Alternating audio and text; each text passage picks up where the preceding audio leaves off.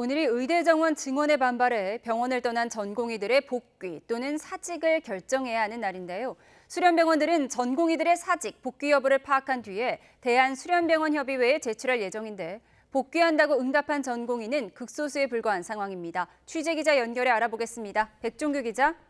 네, 사회부입니다. 네, 수련병원들이 정오까지 전공의 복귀 여부를 파악하기로 했는데 전공의들이 별다른 움직임을 보이지 않고 있죠.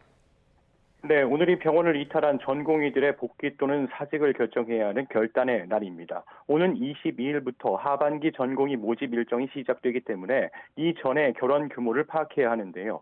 병원들은 하반기 전공의 모집 인원을 확정해 오는 17일까지 보건복지부 장관 직속 수련환경평가위원회에 제출해야 합니다.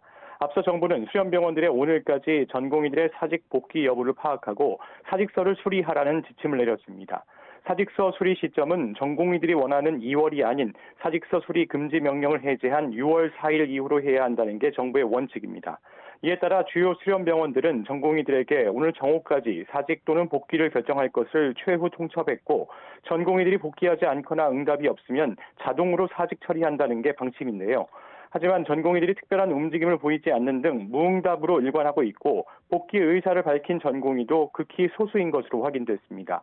빅5 병원 관계자들은 소수 전공의가 복귀 의사를 밝히기도 했지만 전공의들 다수가 돌아올지는 의문이라는 반응을 보였습니다.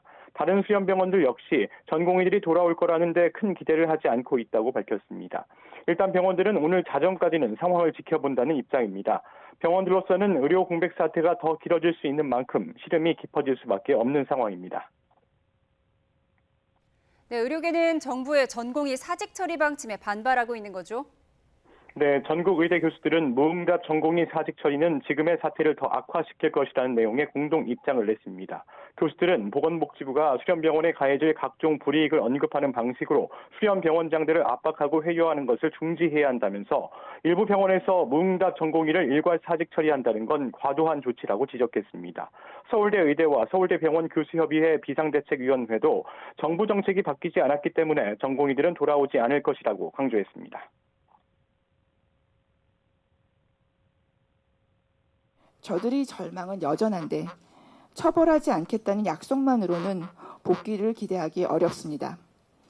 전공의들이 복귀를 진정 바란다면 애초에 이들이 왜 사직서를 냈는지 그 이유부터 생각해 주시기 바랍니다. 이어 전공의들을 압박하는 대신 지금이라도 정책을 바로 세우고 투명하고 합리적인 정책 결정 과정을 수립하라고 촉구했습니다.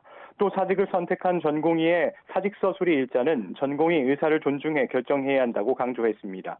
대한의사협회도 의료 공백 사태 관련 기자회견을 열고 전공의 가을 수련 모집을 중단해야 한다고 촉구했습니다. 학생들의 뜻을 전적으로 수용하는 길이 이 사태를 해결할 수 있는 유일한 방법이라는 것을 명심하기 바랍니다. 이어 수련병원장들은 지방병원 전공의들이 수도권으로 빠져나가면 지역 의료에 더 큰 공백이 생길 수 있다며 기존 수련병원과 같은 권역에만 지원할 수 있도록 하는 권역 제한을 요청했지만 정부가 이를 받아들이지 않기로 했다고 밝혔습니다. 이는 정부가 하반기 전공의 복귀율을 최대한 끌어올리고 빅5 병원만 전공의를 채우면 된다. 지역 의료는 나몰라라 하겠다는 얘기밖에 안 된다고 지적했습니다. 또 의정 갈등에 대한 책임으로 의협회장 탄핵설이 나온 것에 대해서는 크게 신경 쓰지 않는다고 덧붙였습니다.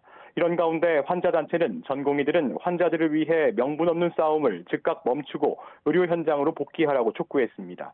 지금까지 사회부에서 YTN 백종규입니다.